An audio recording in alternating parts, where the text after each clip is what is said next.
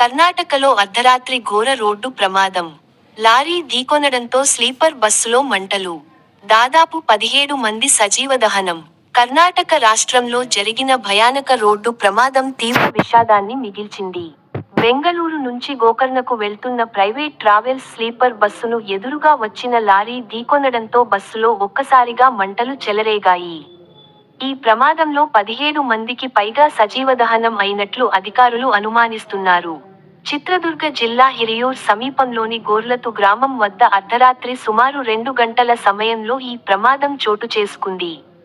ప్రమాద సమయంలో బస్సులో మొత్తం 32 మంది ప్రయాణికులు ఉన్నట్లు సమాచారం. హిరియూర్ నుంచి బెంగళూరు వైపు వెళ్తున్న లారీ డివైడర్ను దాటి రాంగ్రూట్లోకి వచ్చి బస్సును ఢీకొట్టినట్లు పోలీసులు తెలిపారు. ఢీకొన్న వెంటనే బస్సు, లారీల్లో మంటలు వ్యాపించడంతో ప్రయాణికులు బయటకు రావడానికి అవకాశం లేకుండా పోయింది. దీంతో బస్సు, లారీ పూర్తిగా దగ్ధమయ్యాయి. సమాచారం అందుకున్న వెంటనే అగ్నిమాపక సిబ్బంది, పోలీసులు ఘటనాస్థలికి చేరుకుని సహాయక చర్యలు చేపట్టారు.